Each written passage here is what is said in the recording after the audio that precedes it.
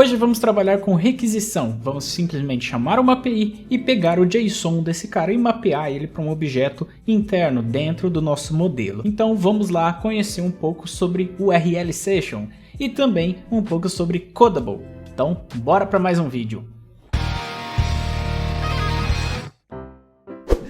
Fala!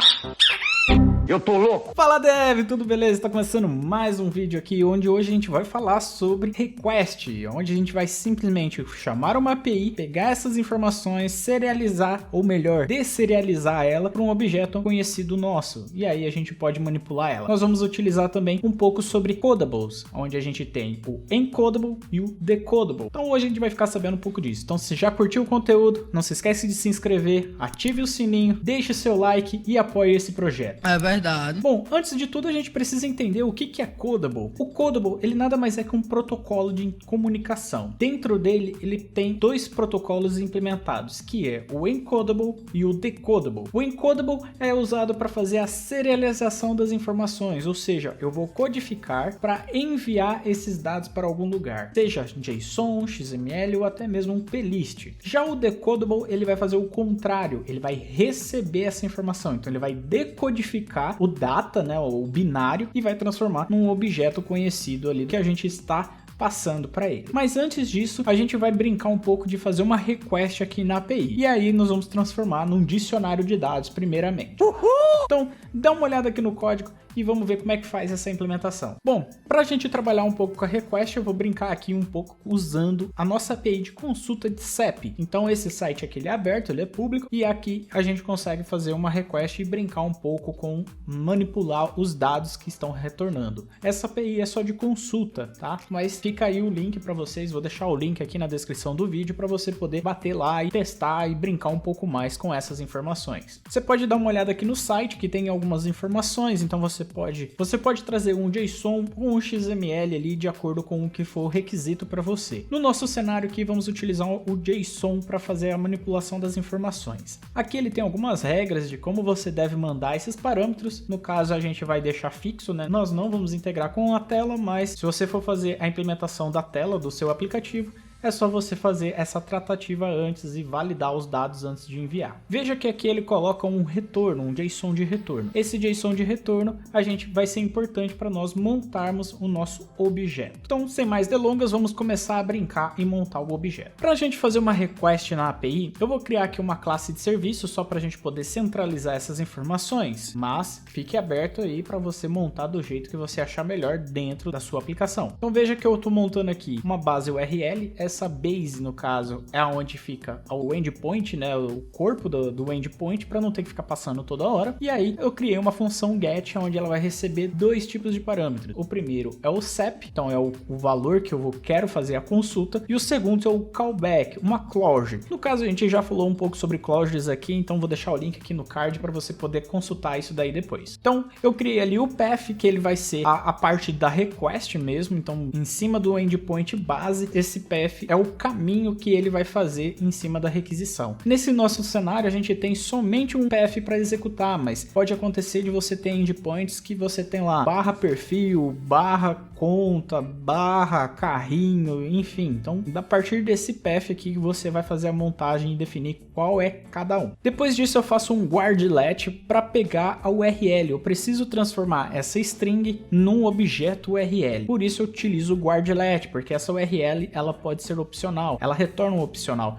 então eu preciso fazer essa validação. Se você ainda não sabe o que é opcional, vou deixar o link aqui no card também para você ver como você pode trabalhar com os opcionais. Depois disso eu começo a criar ali o mapeamento da URL Session. Essa URL Session ela vai fazer o seguinte, ela vai criar um data task, ou seja, um objeto que vai gerenciar essas informações, então ele armazena a seção da minha request ali dentro. Eu posso armazenar essa seção e fazer tratativas de cancelar ela ou continuar fazendo a busca, enfim, você pode ter essas tratativas. Aqui para mim simplesmente eu vou usar só para fazer o resume desse cara. No nosso aqui no Data Task eu passo qual é a URL que eu quero fazer a consulta, que é o nosso URL que a gente pegou lá em cima. E aí ele vai me retornar 3 tipos de argumentos. O data, que é o corpo, né, o body da nossa requisição. O response, que é o objeto de resposta. Ali dentro vai ter o status code, o corpo também vai estar ali dentro, qual foi a request que foi utilizada. Então vai ter as informações ali de header, cache, essas coisas. E o error, caso aconteça algum erro de comunicação, tá? Ou a URL inválida, enfim. Eu faço uma validação aqui do guard do data, porque como eu vou trabalhar em cima desse cara, então eu valido esse data. Se tem o data, quer dizer que deu sucesso a minha requisição. De primeiro momento, eu vou fazer então a serialização para o JSON. Eu faço a utilização do JSON Serialization. Desse JSON Serialization, eu vou decodificar utilizando o JSON Object. Então eu vou transformar esse data em um objeto JSON Object.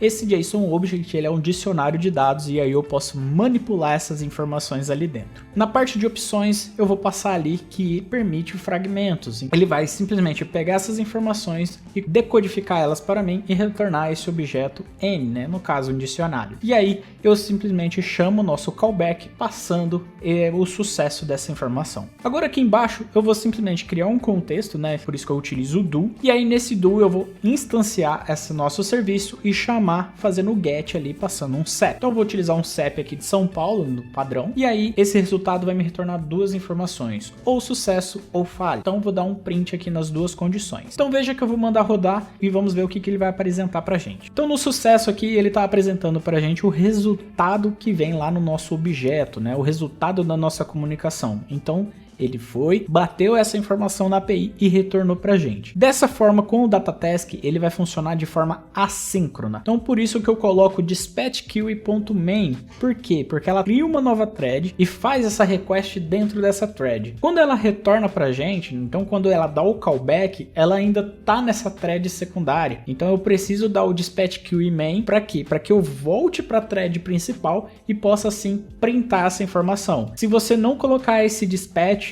simplesmente vai estourar um erro ali se caso você tentar usar alguma informação de view. Então, seja você tentando setar direto na tua label ou dando um print na tela, vai estourar uma exceção se você não colocar, né? Se você não fizer ela voltar para a thread principal. Então, essa forma aqui foi para a gente trabalhar simplesmente com a sessão. Esse modelo aqui é para a gente fazer somente o get, tá? Então, aqui a gente está falando só de consulta por get. Eu passo a URL que eu quero trabalhar. Você pode passar dentro ali do path a URL que você vai querer fazer a query no caso, e aí depois você faz a tratativa das informações utilizando o JSON. Vamos começar a utilizar o Codable. Então, para isso, eu vou simplesmente criar uma estrutura, né, um struct aqui, um struct de endereço e implementar o Codable. Nesse nosso cenário aqui, você pode somente utilizar o Decodable, porque ele só está fazendo uma tratativa de volta, ou seja, ele vai pegar as informações da API e converter para o teu objeto. Você usa o Decodable, mas você também pode utilizar o Codable para isso, tá? Mesmo que você não vai usar ele para fazer o envio. Então, nesse caso aqui, eu vou colocar algumas informações que eu quero capturar da API. Então, eu vou colocar aqui que eu quero o CEP, eu quero o endereço, a cidade e o estado. Feita essa criação desse Codable, o que vai acontecer? Eu vou modificar o nosso JSON Serialization e vou começar a utilizar o JSON Decoder. O JSON Decoder ele é responsável em pegar o objeto do tipo data e fazer a decodificação utilizando um objeto decodable. Para isso, então, eu faço o JSON Decoder, inicializo ele e chamo a função .decode. Nesse cara eu passo 2 argumentos, que é qual é o nosso type do nosso decodable e aonde que está o data. Então o type você sempre vai passar o nome da sua classe .self, então você está passando o tipo dela, o type, e o from é o objeto data da sua request. Feito dessa forma, ele vai retornar para você um objeto instanciado do tipo que você definiu, ou seja, do tipo address. E aí a gente vai retornar para o sucesso. Se eu tentar executar aqui, veja que o que vai acontecer, ele vai estourar um erro, simplesmente um erro falando que não conseguiu decodificar. Vamos colocar isso aqui dentro de um do catch para a gente ver o porquê que ele não consegue decodificar.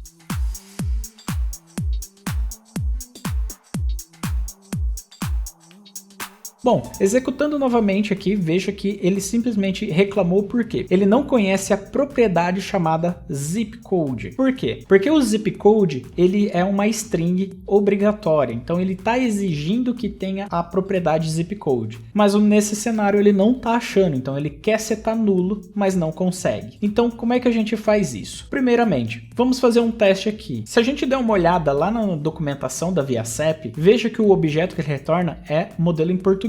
Então vamos trocar as propriedades aqui para português.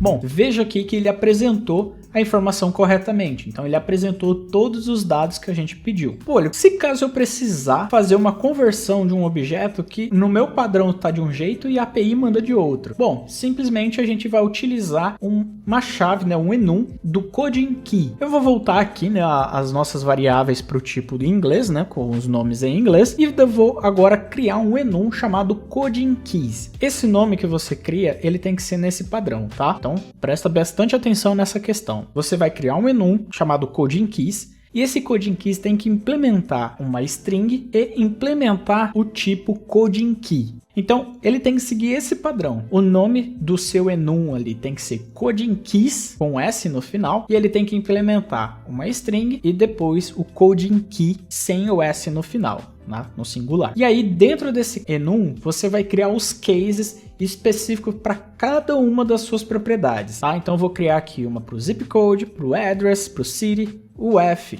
Beleza? No caso eu vou colocar agora o nome de cada uma dessas propriedades. Então o zip code é o nome CEP, address logradouro, city, localidade. Para o caso do F, como o F é o mesmo nome que retorna pela API, então eu não preciso definir o valor da string, porque o nome do meu enum é exatamente igual ao valor da string. Então eu só preciso definir se caso tiver uma diferença. Vamos supor que aqui zip code seria separado, né? A API manda zip underline code. No caso, então, eu criaria um enum zip code tudo junto, que faz parte do meu argumento, e aí ele recebe o valor em string de zip underline code. Isso vale para qualquer tipo. Feito isso agora, a gente modificou, vamos rodar de novo e vamos ver o que vai acontecer. Então veja que a informação agora bateu, ela retornou a informação conforme a gente espera. Vamos adicionar aqui um novo cara, o complemento. Só que nesse cenário do complemento, eu vou deixar ele em inglês, o nome, mas eu não vou definir o nome ali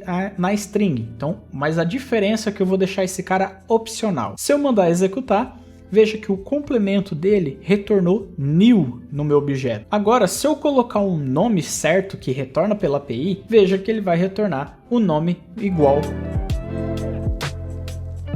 Então, essa forma facilita muito para você fazer integração com uma API. Essa atualização surgiu com o Swift 4, então por isso ele facilita muito para a gente trabalhar com integração com a API através do JSON. Esse cara aqui, ele tem muitas outras possibilidades de você poder trabalhar, tanto com o Codable quanto com as seções da URL. Então, se você quiser um vídeo mais avançado, deixa aqui nos comentários se é de interesse de vocês e se vocês gostaram desse tipo de conteúdo. Então é isso aí, pessoal. Espero que esse vídeo tenha ajudado você a entender um pouco mais como fazer uma requisição com a API, como trabalhar com o Encodable ou Decodable ou até mesmo o Codable em si e tenta utilizar aí no seu projeto. Pega uma API que você conhece, faz a request. Se você tá com alguma dúvida, deixa aqui no comentário que eu irei ajudar você. Beleza, pessoal? Vou ficando por aqui. Se você tem alguma sugestão, coloca aqui no comentário qual o próximo vídeo você quer, que tipo de conteúdo você gostaria de ver. Se inscreve aqui no canal, deixa aquele like. Se você ainda não é inscrito e gostou do projeto, clique no botão de se inscrever, ative o sininho